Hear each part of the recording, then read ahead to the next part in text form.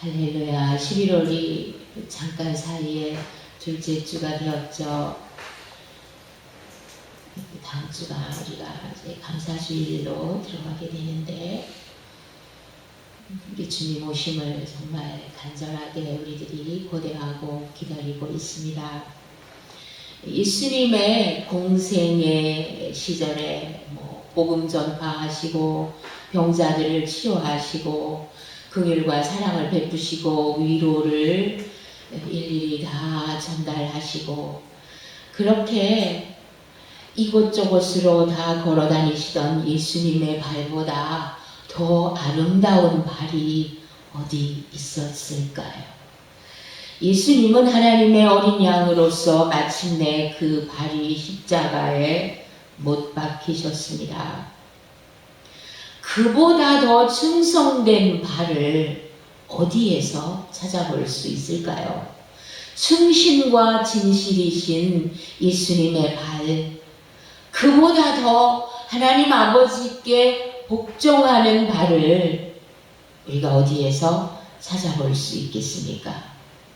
부활하신 예수 그리스도, 다시 오실 예수 그리스도의 모습은 사도 요한이 반모섬에서 보았던 모습이 될 것입니다. 우리 오후 예배 때 청년한테 한번 물어보았죠. 예수님의 모습이 어떠하냐? 그랬더니 곧잘 대답을 하더라고요. 예수님의 모습은 발에 끌리는 옷을 입으셨고, 그리고 가슴에 금띠를 띠셨고, 머리털과 털의 희기가 흰 양털과 같고 흰 눈과도 같고, 그 눈은 불꽃 같으시고, 그리고 발은 풀무불에 단련한 빛난 수석과 같으시고, 음성은 많은 물소리와도 같으시고, 오른손에는 7뼈를 잡고 계시고, 그리고 입에는 좌우의 날선 검이 나오시고, 그리고 얼굴은 해가 힘있게 비치는 것 같았다라고 사도 요한은 그렇게 기록하여 두었습니다. 특별히 예수님의 발이 풀무불에 단련한 빛난 주석과 같다고 그렇게 본대로 우리들에게 알려주고 있는데, 그 예수님의 발이 바로 청동, 사실은 원어적으로 보면 금강석과도 같이 번쩍거리는 그러한 모습이었습니다. 벌거벗 끼워서 십자가에 못 박히신 피 묻은 발이 아니라, 십자가 처형할 때 사용되었던 대못을 우리가 대략 절어할 것이다 라고 하는 거지, 그렇게 큰 못으로 예수님의 발이 못 박히셨기 때문에 예수님의 발은 그러한 무서운 환난과 연단과 시험을 이기신 발이시라, 그토록 강하고 견고하여 금강석과도 같고 청동과도 같으며 빛난 주석과 같다. 한글로 이제 주석이라고 되어 있죠. 그 발이 온 우주 만물을 심판하실 때에 그 금강석과도 같은 발로 모든 대적하는 세력을 깨버리시고 부수어버리시는 그 권세가 그 발에 있다.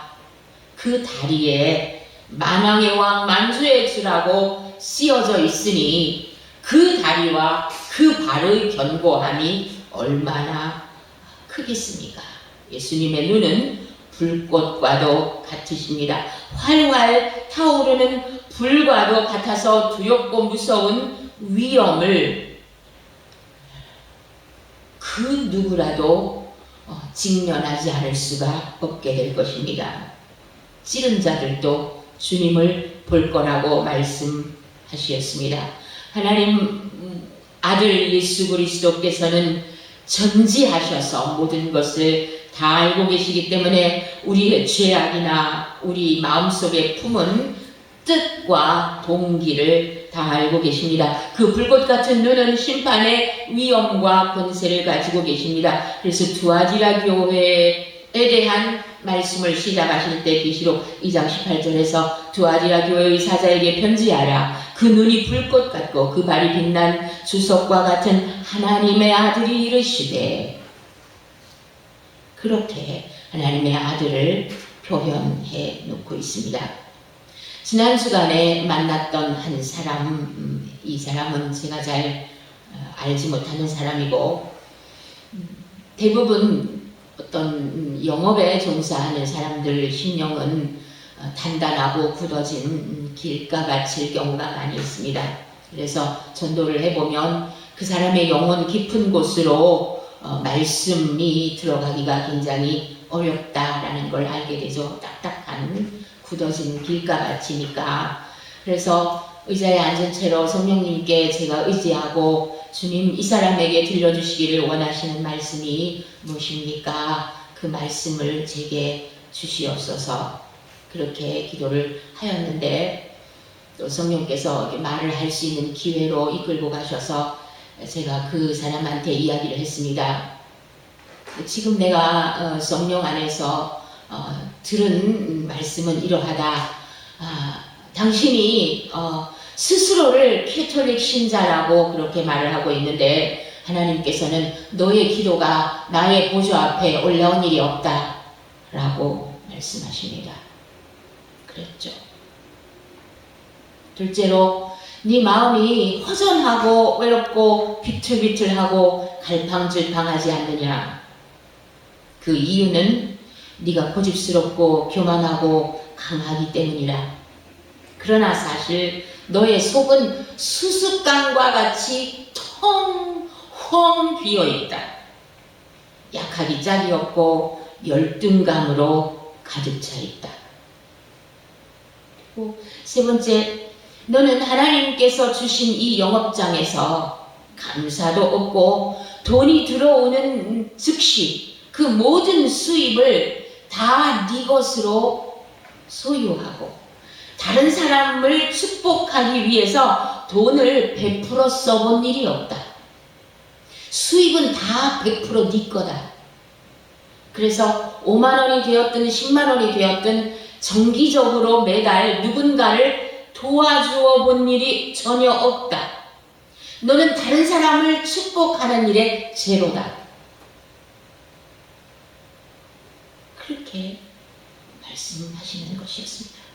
넷째로, 남편은 네 직업 때문에 피해자다. 그는 사실 따뜻한 아내를 너무나 필요로 하고 있다. 너는 네 남편의 아내가 되어주는 일보다는 네 자신의 위치와 직업 때문에 남편을 기죽이고 있다. 너는 그 따뜻한 위로와 사랑의 말을 남편에게 해주는 그 일에 있어서 어떻게 그렇게 인색할 수 있느냐.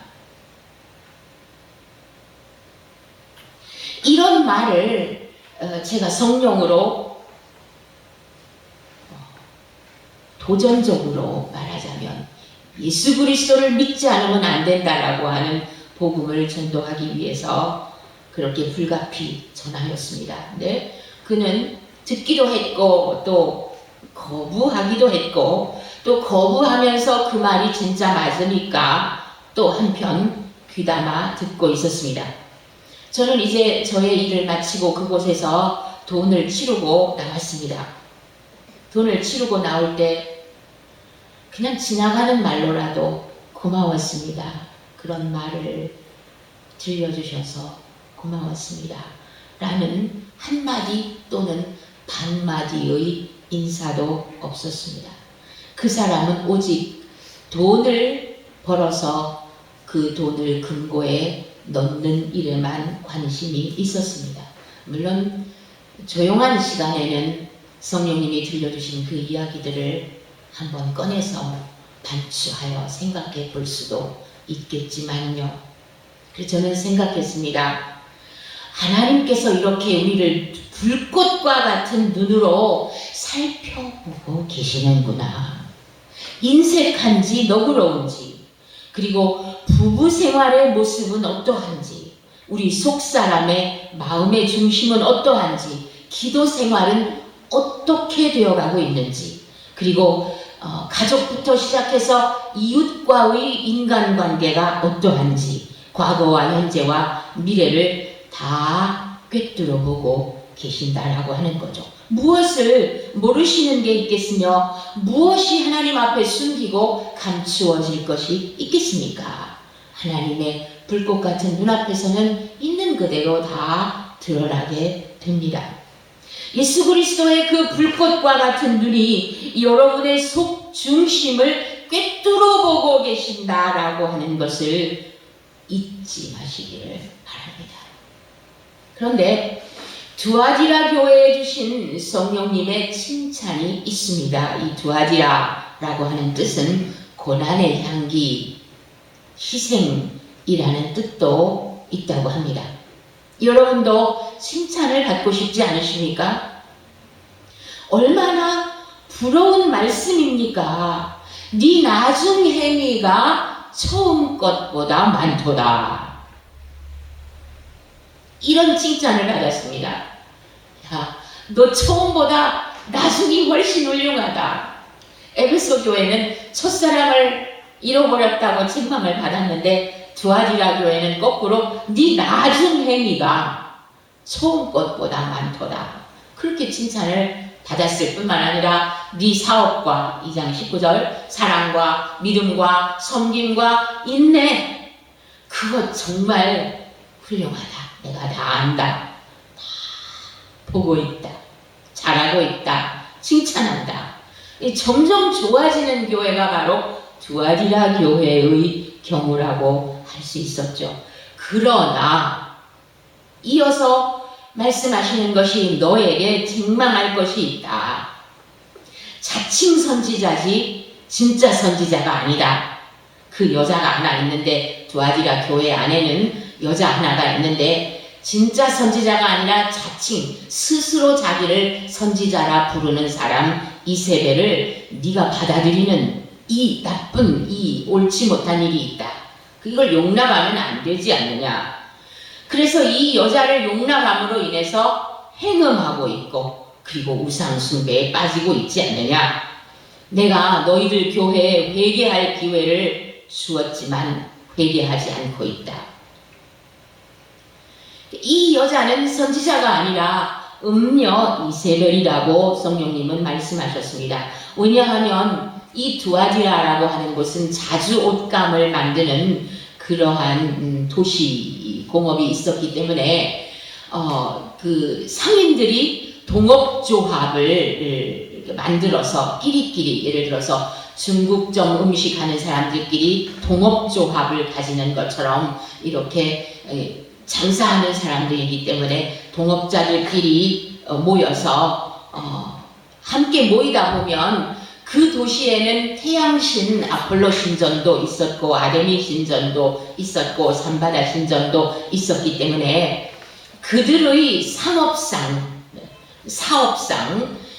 그들과 함께 어울리다 보면 신전에 가서 참여하고 신전에 제사한 음식을 먹게 되고 그 제사 음식을 먹고 나면 그들의 풍습을 따라서 행음을 하는 죄에 빠져 있었다라고 하는 거죠.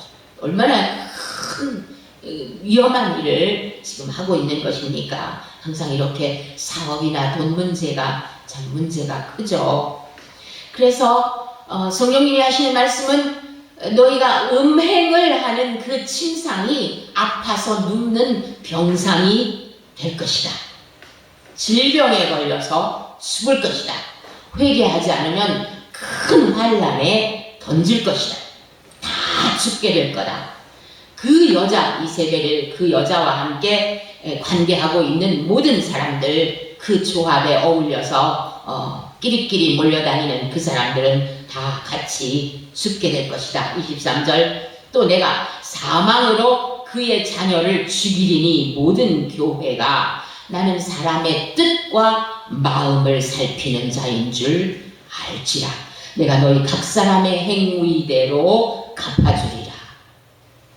정말 우리가 착하고 충성된 종이라면 잘하였도다 하고 상을 주실 거고, 악하고 게으른 종이라면 악하고 게으른 종아, 주님의 책망을 받고 바깥 어두운 데 쫓겨나서 심판과 형벌로 보응을 받게 되겠지요. 그래서 하나님은 만홀히 여김을 받지 아니하신다. 없인 여김을 받지 아니하신다.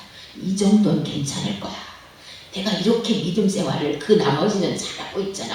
요거 한 가지는 괜찮을 거야. 라고 생각하는 그 없인 여기는 것을 하나님은 결단코 용납하지 아니하신다라고 하는 거죠. 우리가 무엇으로 심든지 갈라디아서 6장 7절 심은 대로 거두리라고 말씀하셨습니다. 하나님께서는 항상 우리에게 회개할 기회를 주십니다. 아까 그 여자분에게도 회개할 기회를 저를 통해서 주시고 계신 거였습니다. 이 두아디라 교회가 음행을 회개하지 않음으로 인해서 그들의 사업과 사랑과 믿음과 섬김과 인내가 그렇게 훌륭하고 칭찬을 받았음에도 불구하고 그들의 회개하지 않음으로 말미암아 그 모든 좋은 것들 교회를 다 망쳐먹고 그들의 믿음을 다 망쳐먹는 경우가 되었다라고 하는 것입니다.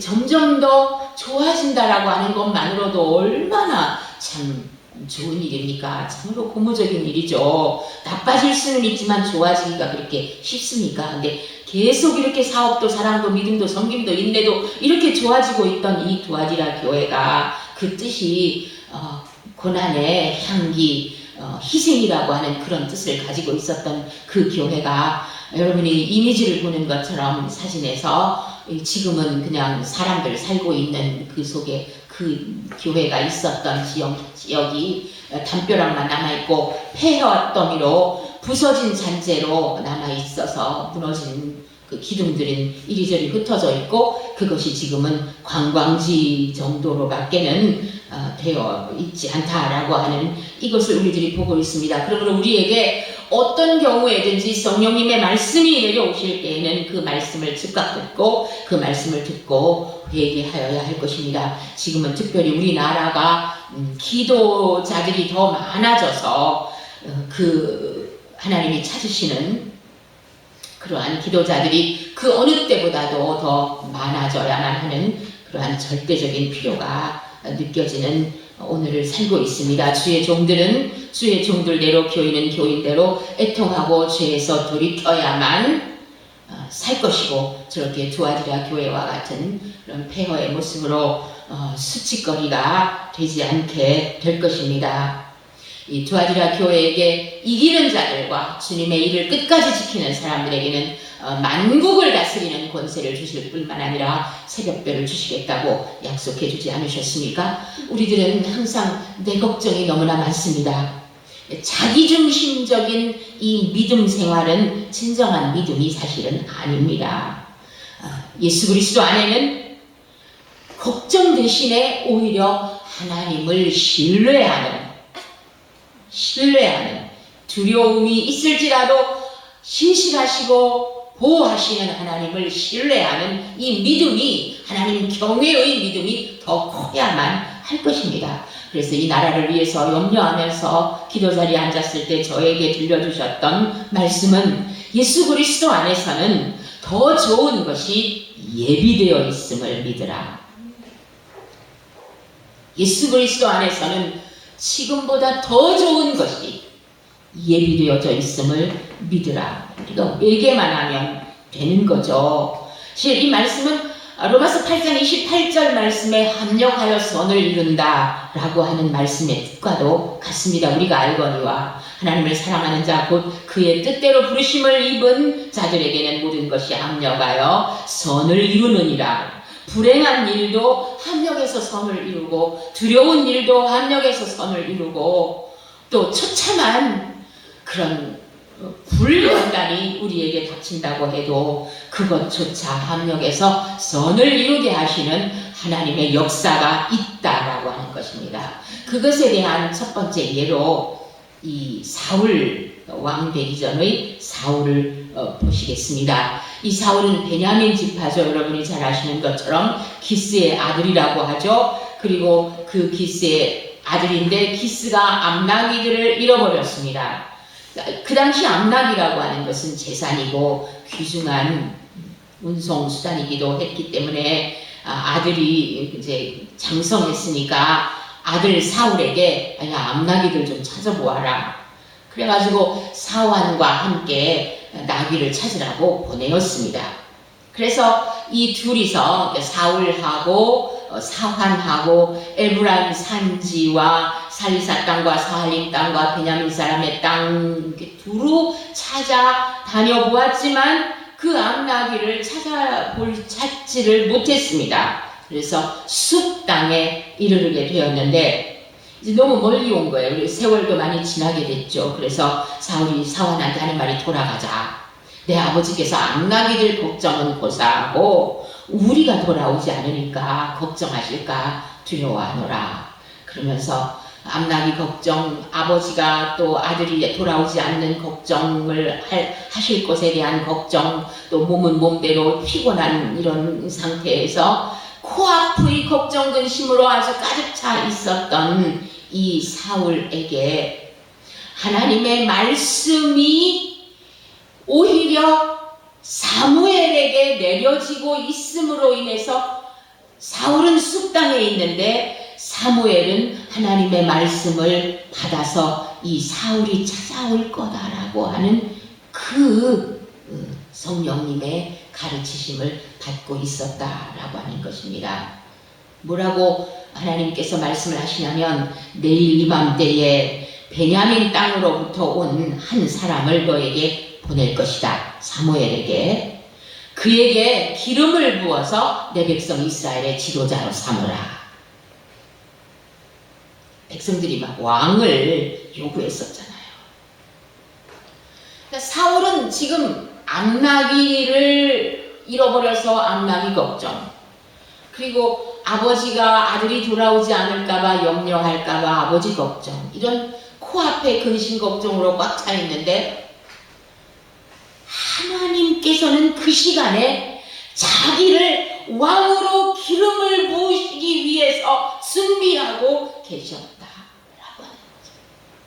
나귀를 잃어버린 것조차 합력하여 선을 이루도록 엮고 계셨다라는 것입니다. 우리는 오늘 무엇을 걱정하고 있습니까? 나귀는 그야말로 재산이죠. 운송수단이기도 하고요. 여러분 지금 오늘날 시절로 말해서 여러분이 정말 아끼는 자동차가 있는데 그 자동차를 잃어버렸다고 합시다. 그럼 그 자동차를 잃어버렸을 때 자동차를 수소문해서 찾아다닌다고 찾아지겠습니까? 우리는 내 나귀가 중요하고 내 자동차가 중요하고 내 재물이 중요하죠. 그렇지만 하나님은 하나님의 백성이 소중한 거예요.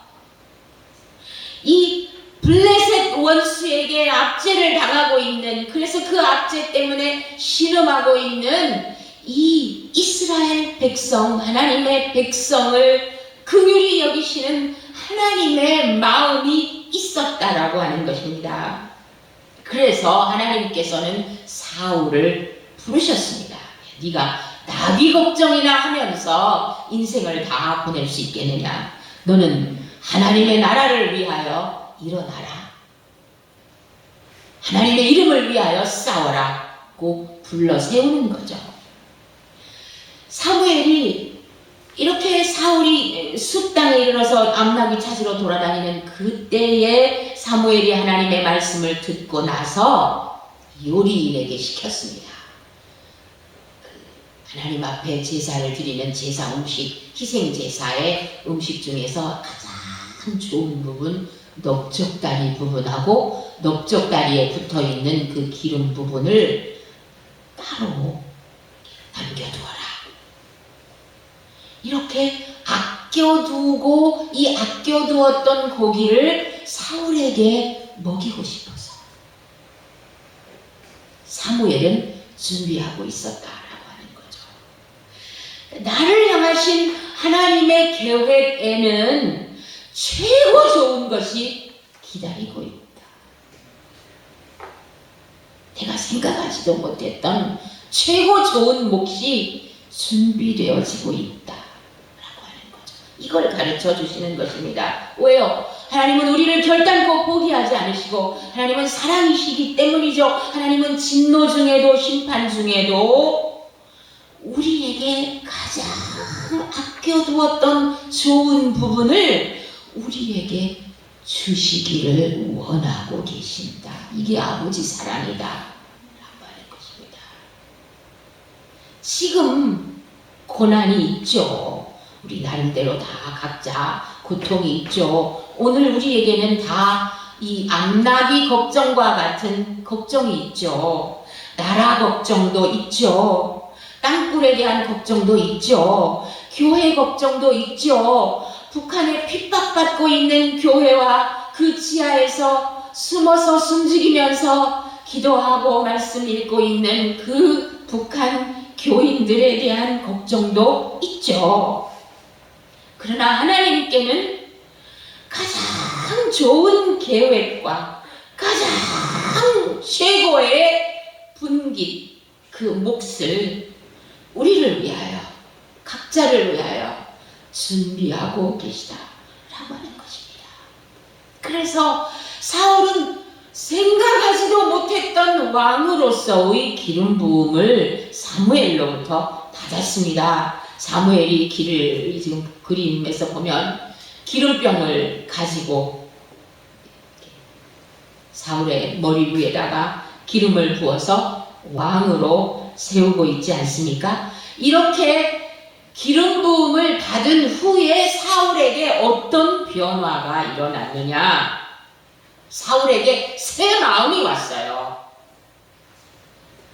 새 마음이 왔어요. 새 사람이 되었어요. 이게 지금 남한도 북한도 다 필요한 일이잖아요. 그리고 예언도 할 수 있는 영성까지 열렸어요. 즉 하나님과 교통할 수 있는 그러한 영성도 열렸다라는 말이죠. 그리고 무엇보다 하나님의 마음으로 백성을 위하여 저 원수 블레셋과 맞서 싸울 수 있는 용기를 얻게 되었다라는 말입니다. 동시에 다윗도 찾았습니다. 다윗도 찾게 하셨습니다. 그래서 너희는 먼저 그의 나라와 그의 의를 구하라. 그리하면 이 모든 것을 더하시리라고 말씀하신 그 말씀대로 이 사울은 잃어버린 나귀도 찾고 찾아서 아버지에게로 돌아갈 수 있었습니다. 성령님께서는 우리들에게 말씀하십니다. 너는 오늘 무엇을 걱정하니? 최고가 아직도 남아 있단다. 그리스도 안에서 너를 위하여 준비된 최고의 몫을 믿음의 눈으로 바라보아라. 믿음으로 오늘 나에게 나아와라. 내게 부르짖어라. 내가 도와주리라. 구원은 하나님께 속하였나니 예수 그리스도의 이름으로 오직 기도하라. 고난과 불행이 있다 하더라도 그것에 짓눌리지 마라. 두려워하지 마라. 고 말씀하시는 것입니다. 두 번째 예로서 사가랴, 제사장 사가랴, 세례 요한의 아버지 이야기를 하도록 하겠습니다. 이 사가랴는 엘리사벳 아내와 함께 나이가 늙도록 자식이 없지 않았습니까?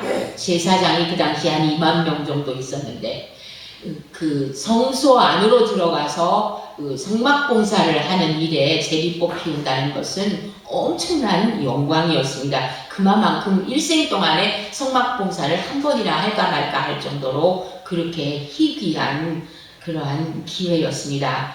그런데 아비야 반열이었던 이 사가랴가 성막봉사의 제비에 뽑혀서 분향단 앞에서 향을 피우면서 하나님 앞에 기도하고 백성들은 성막들에서 다 그 시간에 밖에서 기도를 하고 있는데 사실 이 사가랴가 자식이 없었기 때문에 그 당시 사회적인 형편으로 보면 무자하다라고 하는 것은 사회적으로 파문을 당해도 할 말이 없을 만큼 하나님께 저주받은 자, 뭔가 죄가 틀림없이 있는 자, 나병 환자처럼 그렇게 하나님 앞에 뭔가 큰 문제가 있는 그러한 것으로 생각되어지고 있던 그런 사회 속에서 사가랴가 이 제사장 직무에 뽑힌 것만으로도 엄청나게 큰 위로가 되었을 것입니다.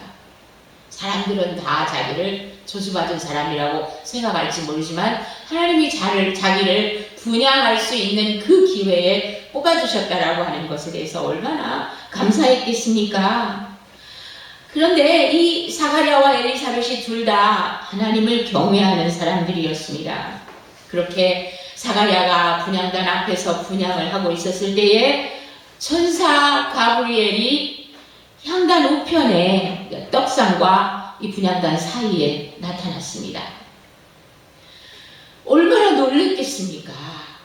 그런 것을 평생에 지금 이 분향단 앞에서 분향하는 일조차 평생에 한 번 있을까 말까 이런 기회 속에서 천사가 나타났으니 얼마나 놀랬겠습니까? 그럴 때 가브리엘이 하는 말이 두려워하지 말아라. 네 아내 엘리사벳이 너에게 아들을 낳아주리니 이름을 요한이라 하라. 어떻게 이런 일이 있을 수 있겠습니까? 이 말해가지고 봉어리가 되었지만요. 최고로 좋은 몫이 사가랴의 늙은 인생 말년에 남아있을 거라고 어떻게 생각해 볼 수 있었겠습니까? 그냥 이 제사장 직무에 뽑힌 것만으로도 감지덕지 감격이죠. 그뿐만 아니라 여자가 낳은 자 중에 이보다 더 큰 자가 없다라고 하는 세례 요한의 아버지가 되었다라고 하는 거죠. 오늘 내 걱정이 무엇입니까? 자식이 없는 것과 같이 여러분의 걱정과 단식과 고통과 눈물과 수치와 사회적으로 파산당한 것과 같이 그렇게 파문 저주받은 사람처럼 느껴지는 부분이 무엇입니까? 그럼에도 불구하고 하나님께서 나를 향하여 가지고 계신 그 뜻은 너에게 아직 최고 좋은 몫이 기다리고 있다 라고 하는 거예요. 내가 하나님을 경외하기만 하면 오늘은 바로 하나님을 신뢰하는 날이요, 새 마음을 받아서 새 사람으로 하나님의 의의 백성으로 일어나는 그날이고, 오늘이 바로 예수 그리스도의 이름으로 부르짖어 기도하는 그날이고, 오늘이 바로 고난을 견디는 날이며, 오늘이 바로 하나님이 기뻐하실 충성된 새 사람을 준비하는 그날이고, 하나님이 준비하신 그 최고를 받아가지기 위해서 가는 길목에 있다라고 하는 거죠. 믿음의 선한 싸움을 싸워서 승리하고 영생을 취하는 날이 바로 오늘이라고 하는 것입니다. 이 땅에서건 천국에서건 부활하신 영광의 예수 그리스도 안에서는 우리에게 최고로 좋은 것이 나를 기다리고 있다라고 하는 거예요. 요셉은 어땠나요? 요셉은 감옥살이를 그렇게 10여 년 넘게 13년 이렇게 감옥살이를 했지만은 종살이와 함께 그에게 가장 좋은 몫이 그 요셉의 인생 앞에 기다리고 있었잖아요. 그게 하나님의 하시는 일이라 말이죠. 무비보셋은 양다리를 2다리 다 절었잖아요. 장애인이었잖아요. 목발을 디뎌도 지탱할 다리가 없었잖아요. 그러나 그 요나단의 아들 무비보셋이 만약에 2다리를 절지 않았다면 벌써 다 사울 왕족은 다 진멸하는 그때 다 죽었겠죠. 그러나 다윗과 요나단은 친구 관계였고 그러한 의형제 맺은 것 가운데에서 무비보셋은 왕자로서 그 왕의 식탁에서 식사를 하는, 그야말로 왕자로서의 삶이 무비보셋을 기다리고 있었다라는 걸 누가 알았겠습니까? 그 종 시바가 알았겠습니까? 기드온은 어떻습니까? 기드온은 원수 때문에 타작을 못해가지고 술틀 속에 들어가가지고 포도주통 속에 들어가서 그 타작을 거기서 정말 쥐새끼처럼 그렇게 타작을 하고 있는데 천사가 나타나서 여호와의 용사라고 불러주시면서 그 기드온에게 사명을 맡겨주실 거라고 누가 생각할 수 있었겠습니까? 우리는 오늘 나비 걱정을 하고 있을 때가 아닙니다. 그렇기 때문에 오늘이라고 하는 이 날은 우리가 음행이 있건 우상숭배가 있건 어떤 그냥 인간관계 속에서 이 사람을 떼어내지 못하는 어떤 그런 그 자칭 선지자라고 말하자면 그런 사람 같은 그런 사람들을 떼어내면서 우리가 하나님의 영광을 바라보아야만 하는 오늘이라고 하는 것입니다. 그런데 사울이 그렇게 하나님의 사랑을 받고 사무엘의 사랑을 받고 그런 다음에 왕이 된 뒤에는 그 사랑을 처참하게 짓밟고 자기 사랑을 하고 자기 명예에 빠지고 그리고 자기 야욕과 자기 인기에 빠져가지고 하나님의 말씀을 불순종하는 그러한 일로 말미암아 버림받잖아요. 예수 그리스도의 발이 풀무불에 달려난 빛난 주석과 같은 발이다 라고 하는 이 청동발이다 라고 하는 원어로 보면 말하자면 아다마스에서 그리스어인데요. 부스러지지 않는 발이다. 우리는 모든 복종이 부스러지잖아요. 우리의 믿음은 언제나 무슨 여건만 되면 다 흔들흔들 하잖아요. 부스러지잖아요. 깨지잖아요. 그러나 예수님의 발은 한 걸음 한 걸음 한 걸음이 하나님 아버지 앞에 온전하게 복종하고 순종하는 발이셨다라고 하는 거죠. 십자가에 못 박히셨을 때에 어디 하나님의 아들이거든 그 십자가에서 내려와 보시지 자기는 구원하지 못하는구만 하는 소리를 들으셨을지라도 그 십자가에서 능력으로 내려오시지 않으셨던 예수님의 복종과 충성의 발이 바로 빛난 주석과 같은 발이며 청동의 발이죠. 금강석의 발이고 두아지라 교회가 이 청동으로 방패를 만들고 투구를 만드는 산업이 있었어요. 그러니까 이 예수님의 발을 설명해 주실 때 다 알아들을 수 있는 언어로 그렇게 성령님이 말씀하신 거죠. 그들이 아까 자주옥감도 만들었지만 청동 갑옷과 청동 투구를 만들었다는 말이에요. 그러니까 우리가 그 청동 갑옷이나 투구는 왜 만들어요? 이기려고 만드는 거잖아요. 그런 것처럼 예수님의 발을 보아라. 너희들이 이겨야 되지 않겠느냐. 부스러지지 마라. 너희들 이렇게 사업과 사랑과 믿음과 인내와 섬김이 이렇게 좋은데 부스러지는 발이 될래? 말씀하시는 거예요. 알아듣게 말씀하시는 거예요. 그래서 우리가 다 외우고 있는 갈라디아서 2장 20절 말씀 내가 그리스도와 함께 십자가에 못 박혔나니 그런즉 이제는 내가 사는 것이 아니요 오직 내 안에 그리스도께서 사신 것이라. 이제 내가 육체 가운데 사는 것은 나를 사랑하사 나를 위하여 자기 자신을 버리신 하나님의 아들을 믿는 믿음 안에서 사는 것이라. 믿음 안에서 살아야 우리의 발이 부스러지지가 않고 깨지지 않는 것이 우리는 다 깨질 수밖에 없는 진흙덩어리 같은 그런 티끌과 같은 존재에 불과합니다. 여러분의 믿음이 때때로 침체가 됩니까? 우리가 정말 십자가에 그리스도와 함께 못이 박혀버렸다라고 하면 딱 못 박혔으니까 흔들흔들 할 리가 없죠. 의욕상실, 기운이 쭉 빠져서 낙심되는 때도 간혹 있잖아요. 그때마다 예수님의 발을 바라보십시오. 예수님의 다리를 바라보십시오. 돌보다 금강석 다이아몬드보다도 더 강하게 빛나는 번쩍거리는 청동같이 빛나는 그 단단한 발을 바라보십시오. 걸음걸음 하나님 아버지 앞에 복종하셨던 그 발을 바라보십시오. 이제는 심판 권세로 만국을 철장으로 깨뜨리는 것과 같이 심판하는 권세로 오시는 왕의 발을 바라보십시오. 아까 두아지라 교회의 뜻이 고난의 향기다, 희생이다 그런 얘기를 드렸는데 계시록 2장 26절 말씀에서 이기는 자와 끝까지 나의 일을 지키는 그에게, 잘 보세요. 말씀을 보면 네 일이라고 안 했어요. 예수님의 일이에요. 이기는 자하고 끝까지 예수님의 일, 하나님의 일을 지키는 그에게 만국을 다스리는 권세를 주리니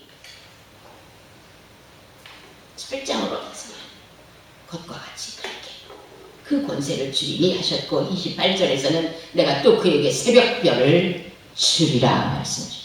새벽별은 바로 예수 그리스도이십니다. 예수 그리스도를 주시겠다고, 그 영광을 주시겠다고. 우리가 만일 믿음의 사람이라고 하면, 정말 우리가 하나님을 경외하는 사람이라고 하면 우리 앞에 최고 좋은 몫이 아직도 기다리고 있다 라고 하는 것입니다. 예수 그리스도 안에서 최고의 영광을 바라보시기를 바랍니다. 오늘의 고난을 믿음으로 통과하세요. 어찌하든지 믿음의 정절을 지켜서 음행에 빠지지 말고, 세상 사랑하지 말고 순결하여 흰옷을 입으세요.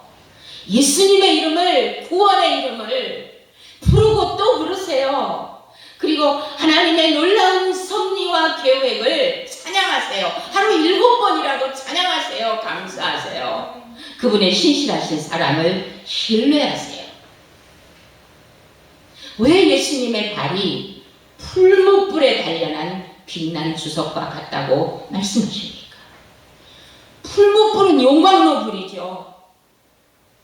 용광로 불에 단련한 것과 같은 빛난 성동이란 말이에요. 그 말은 풀무불, 용광로 불과 같은 무서운 시험과 환난과 십자가 고난을 치르고 이기셨기 때문이 아닙니까? 이기는 자에게, 그리고 끝까지 주님의 일을 지키는 자에게 새벽별을, 부활 승리의 영광의 새벽별을 우리에게도 주신다고 하시지 않으십니까? 그냥 이 말씀을 전하는 것이 아니라 기도 가운데에서 들려주시는 말씀이, 우리가 무언가를 걱정하고 염려하고 두려워하고 어떻게 될까 이렇게 탄식하고 있을 때 주님 성령께서 우리에게 소망 가운데, 믿음 가운데 들려주시는 위로의 말씀, 약속의 말씀이 무엇이냐면 예수 그리스도 안에서 가장 좋은 것이 기다리고 있다, 남아있다. 사마리아를 봐라, 사울을 봐라, 암나기 찾으러 다니잖아. 무비보셋을 봐라, 요셉을 봐라 말씀하시는 거예요. 오늘 겪고 있는 우리의 시련과 고난과 풀무불 연단이 무엇이든지 간에 그 연단 속에서